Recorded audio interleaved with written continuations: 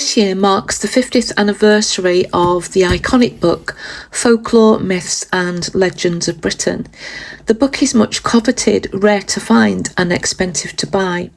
And people who own this book often refer to it as a keeper, so there's a real sense of nostalgia associated with it. The book was published in 1973 by the Reader's Digest Association, and as we'll see a little bit later on, it bears many of the hallmarks in terms of the layout and presentation of this publisher. The book is quite tall. It has 552 pages, and so it's quite a chunky book. And as you can see, mine is a little bit worse for wear. I've had it for over 30 years now, so there's wax on the front cover and the spine is now completely missing. But the really important thing is that all of the pages are still intact. The cover illustration depicts the Dorset Oozer mask, and the folklore behind this mask is contained within the pages, so we'll come back to that later on. But it's interesting that when people recall seeing this book, especially in their childhood, the sense of both fascination and terror that they felt.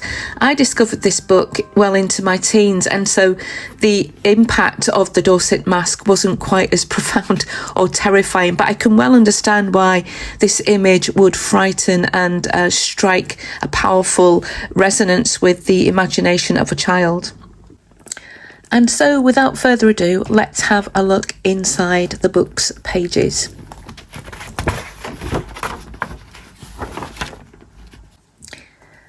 As the extensive table of contents shows, the book is divided into three parts: Lore of Britain, Romance of Britain, and People of Myth.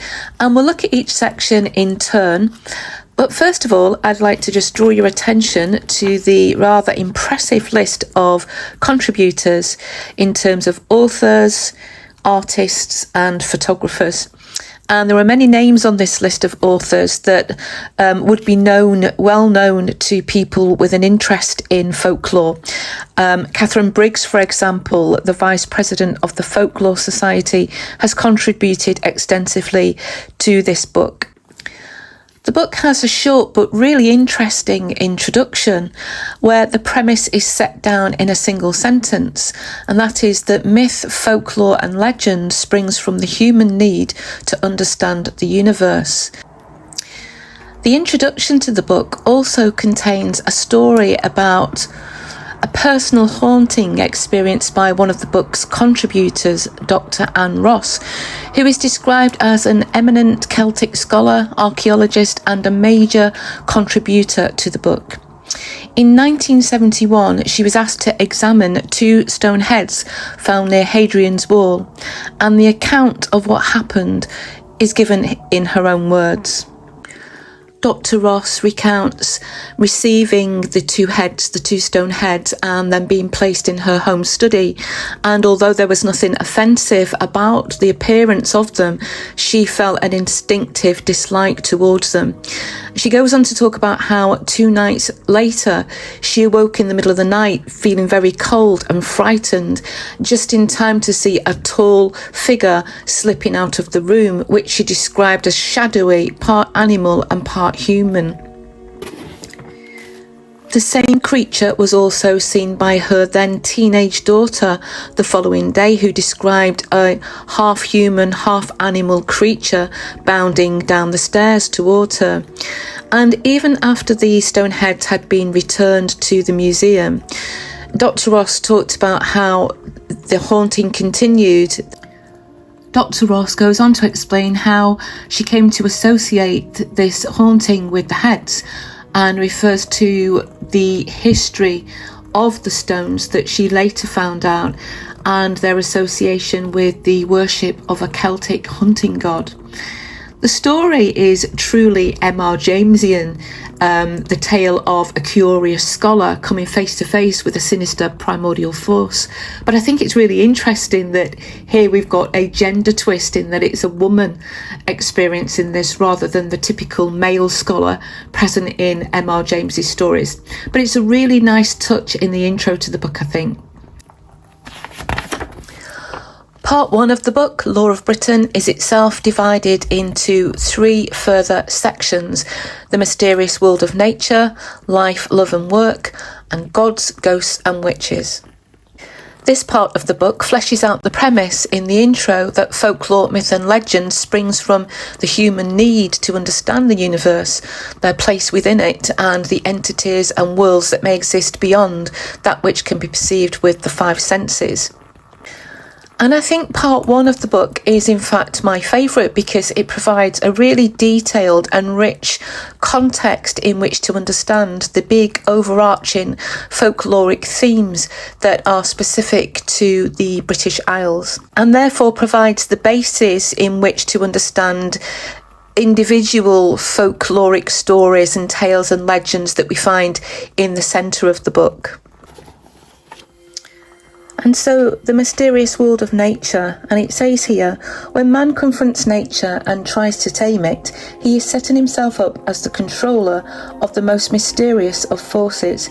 For nature is the power that makes plants grow and animals breed, that keeps the sun in the sky and draws water from the earth, that makes one season follow another in an endless cycle.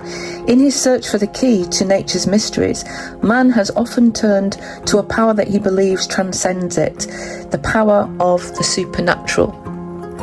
And I really like this accompanying image, this illustration, which is entitled Landscape of the Summer Solstice. This section takes us back over 7,000 years ago, when men first learned to grow and harvest grain and were therefore dependent for their survival on the seasonal round and the life-giving properties of the sun, which meant that they worshipped and honoured the sun as a deity. Snippets of information about festivals such as Beltane and Lammas are present within the book, and there's some really nice bits on weather lore. Those of us living on a relatively small island like Britain, we know that we're never more than an hour away from the sea, and for this reason there is a rich source of mythology and folklore about the sea, from sea monsters to smugglers and submerged towns and cities. Legends of the sea abound in British folklore, and so this next section focuses on the sea and gives some context about the importance of folklore that's related to the sea. Back on dry land, and especially things like hollowed hills and hilly lands, folklore wells up so that every strange feature on the landscape or every large boulder is attributed to the hand of some superhuman force. So especially giants. So where there are big rocks or stone circles, stories of giants are usually called upon to explain the superhuman strength that must have been involved in placing of these objects here. And of course, Stonehenge and other notable world famous stone circles within Britain are also given over quite a bit of space within the book here in terms of context, just explaining different theories about Stonehenge and similar stone circles. And again, we see lots of folk tales and myths related to Stonehenge cropping up later on in the book as well. Staying with the section on nature, the pages devoted to green magic remind us that until the Norman conquest, much of Britain was covered in inhospitable forests, and there was widespread belief that trees were inhabited by spirits and gods, and this meant that they were thought to possess magical powers. And so the magical association of certain trees that grow within Britain are discussed here on this page. And then we've also got some information about the power of certain plants and herbs and flowers. And then the next section talks about the significance of animals in British folklore. Animals were often believed to possess magical qualities, often seen as messengers or guides between this world and spirit realms.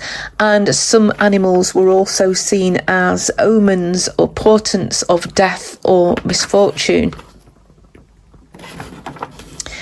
The next section of part 1, Life, Love and Work, provides context for understanding the folklore and superstitions that cover the lifespan from the cradle to the grave and everything in between.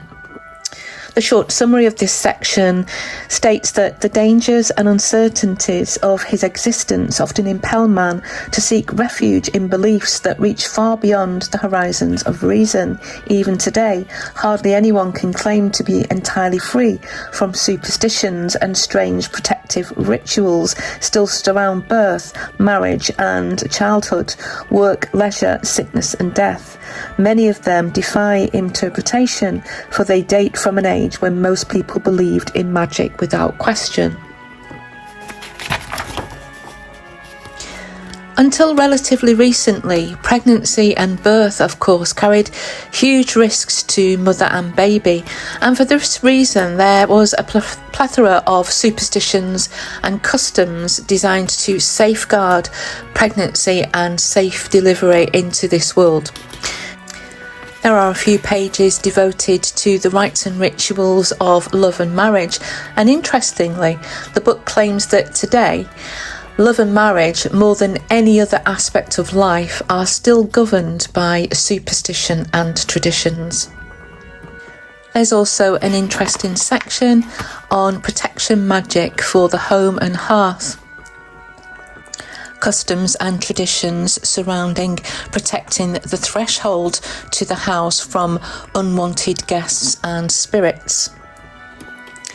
This part of the book also provides context for understanding the folklore and customs related to traditional forms of work, such as farming, fishing and building.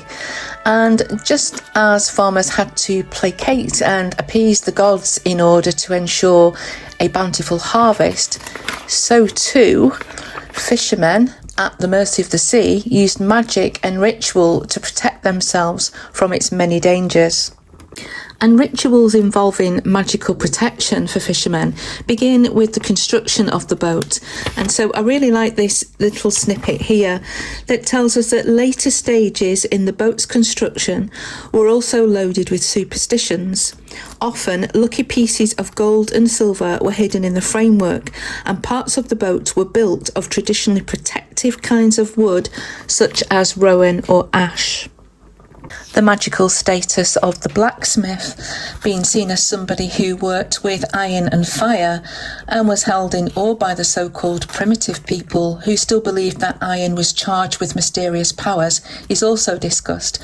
And there's a really nice section here about builders believing that any new building, any new structure needed a blood sacrifice to ensure its survival. So it says here that when the Tower of London was built in 1078, the mortar used was mixed with the blood of bulls, symbolising strength. The symbolism of Britain's traditional forms of song and dance is explained. Much more than forms of entertainment, they often involved rites and rituals involved to appease the gods. The use of herbs in traditional medicine is also an interesting segment of this particular chapter. Most of our ancestors believed that sickness was caused by malicious fairies, spirits and witches, and so there were many rituals and superstitions around curing and preventing illness.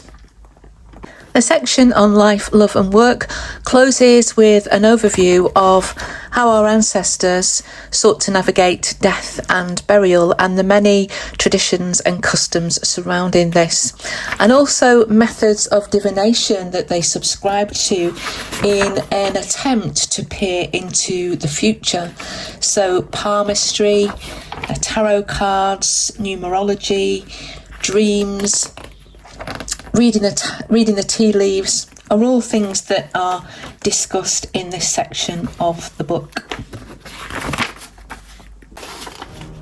The final section of part 1 deals with the supernatural entities that so often populate the folk tales, myths and legends of the British Isles. From the old Celtic gods, ghosts and witches, to fairies, giants and mythical beasts. And whilst these creatures are universal and can be found in various guises in many other cultures, They are here obviously presented in a very British context and linked to the British landscape and a particular history of the British Isles. The section begins with a reminder that in Britain it was the horned god who was the most important of the Celtic deities. He symbolised fertility in man and beast and was also a warrior god bearing arms against the enemies of his people. The place of ghosts in the British psyche is also discussed in this section, as is the history of witchcraft and certain famous witch trials, such as in Scotland and the case of Isabel Gowdy, and the Pendle Witches in Lancashire, and of course the witch hunts that took place in East Anglia are all discussed. So belief in witchcraft is also related to historical witch trials.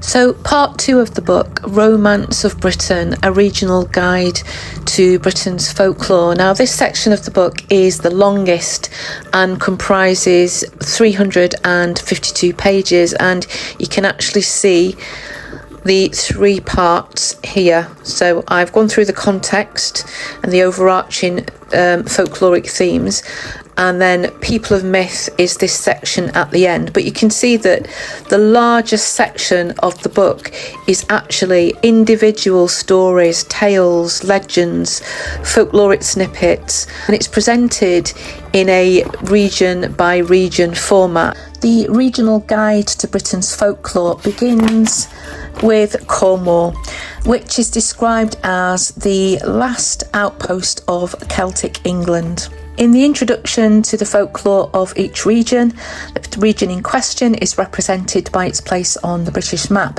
and is adorned with symbols which are explained in the accompanying key. These visual features are characteristic of books published by the Reader's Digest, and they provide a really quick reference guide to specific types of folkloric manifestations dotted around the country. Folk tales and legends are listed in alphabetical order according to the associated locations, again providing a quick and easy reference guide. The folklore of Cornwall is populated by tales of King Arthur and the wizard Merlin, and of course the gods, heroes, giants and fairies brought to the southwest of England by the Celts in around 500 BC. And one of the really great things about this book is the way in which it approaches relics on the landscape, such as here the old engine house, harking back to Cornwall's past in mining, and talks about the specific superstitions of miners, which makes for a really interesting section. The chapter on Devon, Dorset and Somerset is also very noteworthy, rich as it is in folklore. Cadbury Castle, for example, in Somerset is reputed to be the legendary Camelot. Glastonbury occupies significant space in the book.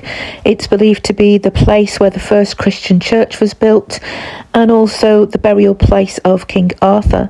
And there's also a legend that Jesus visited Glastonbury as a boy, a legend that is now immortalised in William Blake's poem Jerusalem. The legend behind the iconic image on the book's cover is discussed on page 164.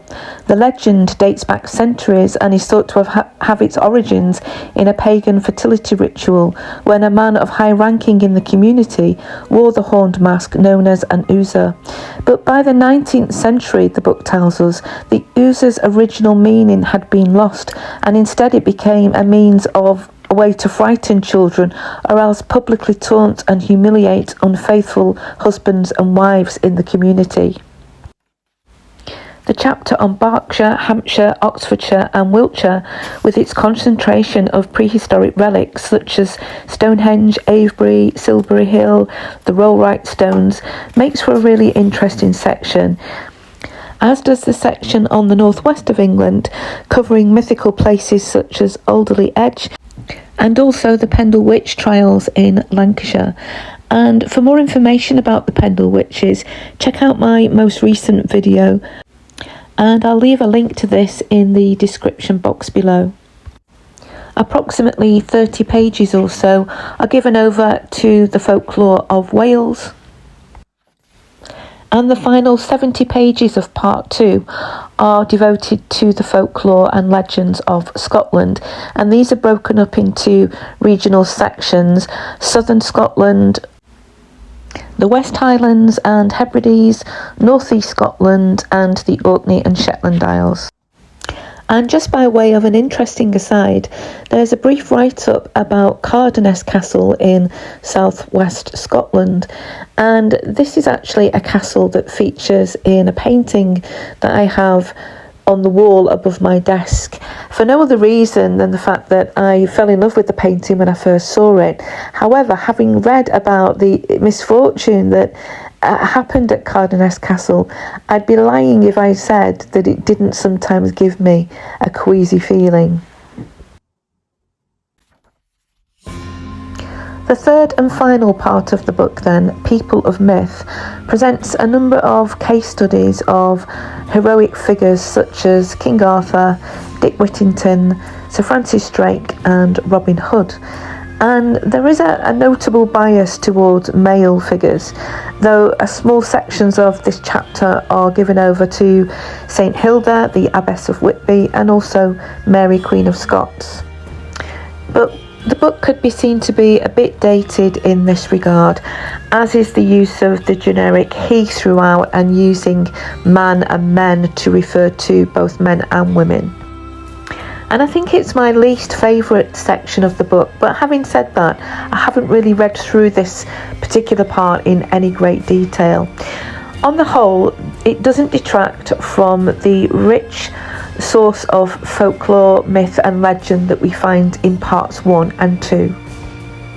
And despite a couple of criticisms, I would say that this book still stands the test of time as being something that's such a valuable resource for anyone interested in the folklore of Britain. So how can you obtain this book? Well, as I said in the introduction, the book is quite rare and it is very expensive to buy. Just recently I looked on amazon.co.uk and found second-hand copies anything from £60 upwards, but that was the cheapest that I could actually find. There are, however, cheaper alternatives, and I'd like to recommend two. The first one is a book called Law of the Land by Westwood and Simpson, and this is a book that was inspired by folklore, myth and legends of Britain. Although it should be noted that the book focuses only on the folklore and legends of England. That said, second-hand hardcover editions of the book are currently available for just over £3. And the second book I'd recommend is the Hellebore Guide to Occult Britain, which describes itself as a travel-sized version of folklore, myths and legends of Britain. And again, this works on a region-by-region format. There's even the reference to the book with the Dorset mask on the front cover. And the book is currently on sale at Amazon for £18.95. If you made it this far, thanks so much for watching. I hope you've enjoyed this 50th anniversary flip through of this wonderful book. And if you'd like to see more content like this, please consider liking and subscribing to the channel, as this really does help to get the videos out to a wider audience. Thanks, bye.